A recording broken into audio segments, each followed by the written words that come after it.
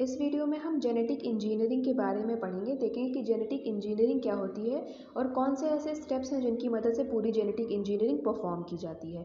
Biotechnology के under ही genetic engineering आती है, तो बायोटेक्नोलॉजी यूनिट का पहला टॉपिक है जेनेटिक इंजीनियरिंग। सो हम इस वीडियो में देखेंगे। Genetic engineering is a technique of altering the chemistry of genetic material DNA and RNA and introduce into the host organism to change its phenotype called genetic engineering. Genetic engineering होती क्या है? ये alteration होता है genetic material का। कुछ jeans का alteration किया जाता है। ऑल्टरेशन यानी कुछ ऐड ऑन किया जाएगा या फिर कुछ वहाँ से हटा दिया जाएगा, या तो कुछ ऐड करना या तो कुछ हटाना वहाँ से, ये ऑल्टरेशन होता है। तो जब जीन्स में ये चीज़ की जाए तो ये जेनेटिक इंजीनियरिंग होती है। ठीक, अभी हम आगे देखेंगे कैसे यूजफुल होती है। ठीक, it is manipulation and modification and recombination of DNA और other nucleic acid molecule in order to modify an organism। किसी organism को modify करने के लिए उसकी genes में manipulation, modification या recombination हम करते हैं, और यही genetic engineering में होता है। देखिए, genetic engineering को पढ़ने के लिए पहले मैं आपको थोड़ा सा overview बता देती हूँ जिससे आपको confusion ना हो। देखिए, genetic engineering mainly क्या होती है? अगर आपने पोटैटो का प्लांट देखा है, पोटैटो जो होते हैं वो रूट्स में होते हैं ना, ऐसे रूट्स में ये पोटैटो है। ठीक, और जो टमाटो होता है वो तो अपर एरिया में होता है, वो ज़मीन के नीचे तो होता नहीं, तो ये टमाटो है। ठीक, यहाँ पे ये टमाटो है सारे। तो आपको ये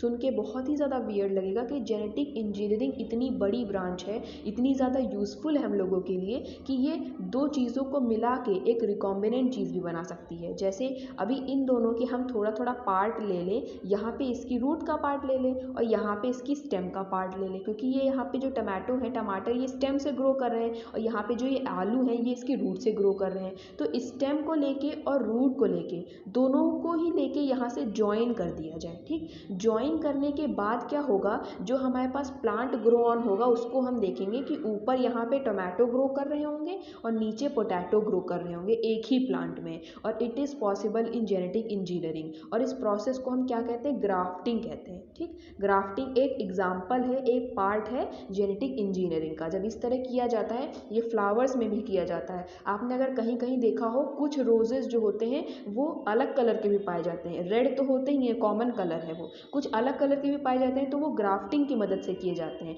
थोड़ा जो स्टेम होता है वो रेड रोजेस का ले लिया जाता है और कुछ वाइट रोजेस आते हैं उसका स्टेम ले लिया। अब दोनों की ही स्टेम को लेकर, दोनों की ही स्टेम को ना ज्वाइन कर दिया जाता है। यहाँ से ज्वाइन कर दिया, इसको भी ग्राफ्टिंग ही कहते हैं। ठीक, ज्वाइन करने के बाद हमें जो प्लांट मिलेगा उसमें वाइट और रेड दोनों का मिक्सचर रोज निकलेंगे। तो ये जेनेटिक इंजीनियरिंग की मदद से किया जाता है। ठीक, ये एग्जाम्पल है जेनेटिक इंजीनियरिंग का। देखिए, ये तो प्लांट के केसेस में हो गया, ये प्लांट इंजीनियरिंग हो गया। अब ह्यूमन के केसेस में ये कैसे किया जाता है? जैसे किसी ह्यूमन की इंसुलिन की जीन है, वो जैसे डिफेक्टिव है, ठीक, वो ख़राब है, वो सही से फंक्शन नहीं कर पा रही है, तो लैब में जेनेटिक इंजीनियरिंग की मदद से insulin gene, proper insulin gene जो अच्छे से वर्क करती है, वो पहले से ही प्रिपेयर्ड की रखी रहती है।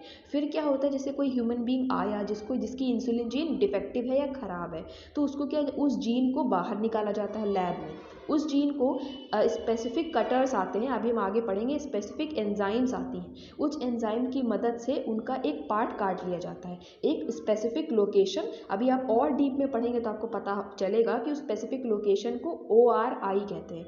ORI यानी ओरिजिन ऑफ रेप्लिकेशन, उस साइट को कहते हैं। तो उस पर्टिकुलर साइट को हम काट लेते हैं, किसकी मदद से? एंडोन्यूक्लियस एंजाइम की मदद से। ठीक है, अभी आगे आपको पूरे नोट्स में क्लियर हो जाएगा। तो उन एंजाइम्स की मदद से ये स्पेसिफिक एरिया हम काट लेते हैं। फिर अब ये इतना ही बचा ना, काट लिया तो इतना ही बचा। फिर हमारे पास जो पहले से ही जीन प्रिपेयर रखी है, जो वेल है, अच्छे से फंक्शन करती है, उसको हम यहाँ पर इम्प्लांट कर देते हैं। ठीक, इतनी जीन यहाँ पे लगा देंगे। अब ये जो बना इसे हम कहेंगे रिकॉम्बिनेंट जीन। ये रिकॉम्बिनेंट जीन हम वापस से उस इंसान के अंदर इंसर्ट कर देंगे जिसके अंदर वो इंसुलिन की प्रॉब्लम थी, इंसुलिन जीन की प्रॉब्लम थी, वापस से उसके अंदर इन्फेक्ट कर दिया। तो अब उसकी जो इंसुलिन जीन थी जो पहले वर्क नहीं कर रही थी, वो अब वर्क करने लगेगी, उसका पूरा मेटाबॉलिज्म ग्लूकोज का ठीक हो जाएगा। तो ये होता है जेनेटिक इंजीनियरिंग की मदद से। ठीक, आई होप आपको थोड़ा बहुत क्लियर हो गया होगा। अब आगे देखते हैं। Recombinant DNA technology involve combining DNA from two different organism to generate a recombinant DNA technology। ठीक, ये हमने बताया कि जैसे एक डोनर डीएनए होता है और एक वेक्टर डीएनए होता है, दो डीएनए को कंबाइन करके एक डीएनए बनाया जाता है। जैसे हमने इसका कुछ पार्ट ले लिया और इसका कुछ पार्ट ले लिया, अब दोनों का ही इतना पार्ट और इसका इतना पार्ट ले लिया ना, फिर इसको पूरा एक बना दिया जाता है, जिसको हम क्या कहते हैं, रिकॉम्बिनेंट डीएनए कहते हैं। और इस टेक्नोलॉजी को क्या कहते हैं, दो डीएनए को कंबाइन करके एक डीएनए बनाने की टेक्नोलॉजी को हम रिकॉम्बिनेंट डीएनए टेक्नोलॉजी कहते हैं, और ये जो बना है इसे रिकॉम्बिनेंट डीएनए कहते हैं। ठीक, फिर देखते हैं, this involve manipulation of two DNA involved and therefore the term genetic engineering is used for recombinant DNA technology। और genetic engineering के अंदर ही recombinant DNA यूज होती है। आपको बायोटेक्नोलॉजी, जेनेटिक इंजीनियरिंग और ये रिकॉम्बिनेंट डीएनए टेक्नोलॉजी तीनों ही वर्ड्स में कंफ्यूज नहीं होता, ये सिर्फ टर्मिनोलॉजी है।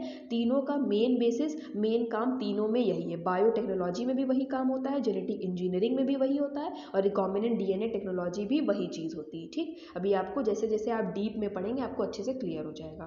The process of production of many copies of recombinant DNA is called cloning. अब हमने जो दो डीएनए को कंबाइन करके हमारा रिकॉम्बिनेंट डीएनए बनाया है, ये इतनी मेहनत से पूरी प्रोसेस से बनाया है, तो इसकी हम क्लोनिंग कर लेते हैं। क्लोनिंग मतलब क्लोन्स बना लेते हैं, इसके डुप्लीकेट, इसकी कॉपी कर लेते हैं, कॉपी बना बना के इसी तरह के और बना लेते हैं और लैब में इसको प्रिजर्व करके रख लेते हैं। जैसे फ्यूचर यूज़ के लिए प्रिजर्व करके रख लेंगे तो ये पहले से ही काम आ जाएंगे, हमें वापस से पूरा रिकॉम्बिनेंट डीएनए टेक्नोलॉजी नहीं करनी पड़ेगी। एक बार ही हमने इतनी मेहनत से किया और इसको बना के प्रिजर्व कर लिया जाता है। प्रिजर्व करने के बाद उसकी क्लोनिंग कराई जाती है। ठीक, various step in recombinant DNA technology have extensively studied in prokaryotes. Prokaryotes में इसको बहुत बेहतर तरीके से प्रैक्टिस किया गया है। जैसे कि प्रोकैरियोट्स में बैक्टीरिया आते हैं उस पर।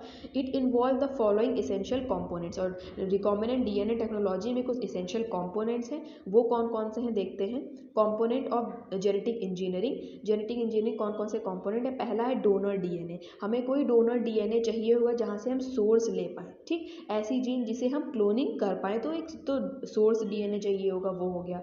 फिर एक हमें वेक्टर चाहिए होगा। वेक्टर को आप सिंपली कैरियर समझ सकते हैं। ठीक, जिसकी मदद से जैसे यहाँ पे हमने दो डीएनएस को लेके क्या बनाया, रिकॉम्बिनेंट डीएनए बनाया। अब ये रिकॉम्बिनेंट डीएनए हमको ह्यूमन के अंदर पूरा ट्रांसप्लांट करना है, वापस से लगाना है ना, तो उसको लगाने के लिए हम वेक्टर का यूज़ करते हैं। तो वेक्टर पूरा हो जाएगा। वेक्टर प्लाज्मिड भी हो सकते हैं, बैक्टीरियोफेज भी हो सकते हैं। Use to introduce the gene to be cloned in a suitable host cell. Host cell में इंसर्ट करने के लिए वेक्टर का यूज होता है। Then restriction endonucleases enzyme use to cut the donor DNA and vector DNA at specified location. मैंने बताया ना, ये जैसे वेक्टर डीएनए है और ये डोनर डीएनए है, इनको स्पेसिफिक लोकेशन से कट करने के लिए हमें क्या चाहिए होता है, रिस्ट्रिक्शन एंडोन्यूक्लिएज एंजाइम चाहिए होती है। इनकी मदद से ही हम इनको स्पेसिफिक लोकेशन पे कट कर पाते हैं। ठीक, तो इसका भी यूज है, ये भी कंपोनेंट हो गया। देन फोर्थ है DNA ligase enzyme use to join the cut ends of vector and donor DNA thus form a recombinant DNA. अब दोनों ही डीएनए को जब आपने इतनी इतनी जगह से कट कर लिया, तो अब ये इतना इतना पोर्शन बचा, तो इन दोनों को ज्वाइन करने के लिए, कंबाइन करने के लिए, इसको पूरा कंबाइन करने के लिए हमें डीएनए लाइगेज एंजाइम की मदद मिलती है। ठीक, डीएनए लाइगेज एंजाइम की वजह से हम दोनों को ज्वाइन कर पाते हैं, और ज्वाइन करने के बाद वो हमारा रिकॉम्बिनेंट वेक्टर या रिकॉम्बिनेंट डीएनए बन जाता है। अब देखते हैं host cell. Fifth point, usually a bacterium या फिर एक ईस्ट सेल जो है हमारा होस्ट सेल बनता है, जिसमें रिकॉम्बिनेंट वेक्टर्स जो होते हैं, जैसे जो हमने वेक्टर लिया उसमें रिकॉम्बिनेंट डीएनए को उसमें इम्प्लांट कर दिया, तो अब वो क्या हो गया, रिकॉम्बिनेंट वेक्टर बन गया। उसको होस्ट सेल में इंसर्ट कर दिया जाता है, इंट्रोड्यूस कर दिया जाता है, फिर लार्ज क्वांटिटी में हमको रिकॉम्बिनेंट डीएनए मिल जाते हैं। जब वो मल्टीप्लाई करता है, जब उसकी क्लोनिंग होती है, तो एक से ज़्यादा बन जाते हैं। अब देखते हैं steps of formation of DNA. Step है isolation of genetic engineering. Genetic material का पहले तो आइसोलेशन किया जाता है। ठीक, first step in recombinant DNA technology is to isolate the desired DNA in its pure form. पहले तो हमें एक डीएनए की ज़रूरत होगी, जेनेटिक इंजीनियरिंग में प्रॉपर एक डोनर डीएनए की ज़रूरत होगी ना, तो वो हमें प्योर फॉर्म में चाहिए होता है, जिसमें बाकी मैक्रोमोलिक्यूल्स ना हो उसके साथ। तो ये तो पहला पॉइंट हो गया, isolation of genetic material. Since DNA exist within the cell membrane along with other macromolecules such as RNA, polysaccharides, protein, lipids, it must be separated and purified which involve enzymes. ठीक है, जो हमारा DNA है वो बाकी और बहुत सारे पॉलीसेक्राइड्स के साथ घिरा हुआ होता है, तो उसको हमें प्योर फॉर्म में आइसोलेट करना होता है। तो उसको सेपरेट करने के लिए, प्योरीफाई करने के लिए कुछ एंजाइम्स यूज़ होती हैं, जैसे सेल्यूलोज, काइटिनेज, सेल्यूलेज है, काइटिनेज, राइबोन्यूक्लियेज, प्रोटीएजेस और lysozyme, other macromolecules are removed with the other enzymes और ट्रीटमेंट। अदर मेथड की मदद से जो मैक्रोमोलिक्यूल्स बाकी है वो भी हटा दिए जाते हैं और इन एंजाइम्स की मदद से भी हटाए जाते हैं। Then ultimately the addition of ethanol causes the DNA to precipitate out as fine threads. और फिर क्या होता है, हम इथेनॉल का एडिशन करते हैं और हमारा जो डीएनए है वो प्रेसिपिटेट हो जाता है, कोगुलेट हो जाता है फाइन थ्रेड्स में, और इस तरह हम उसको प्योर फॉर्म में एक्सट्रैक्ट कर लेते हैं। फिर आगे प्रोसेसिंग करते हैं। तो आगे के स्टेप्स हम नेक्स्ट पार्ट में पढ़ेंगे। Thank you.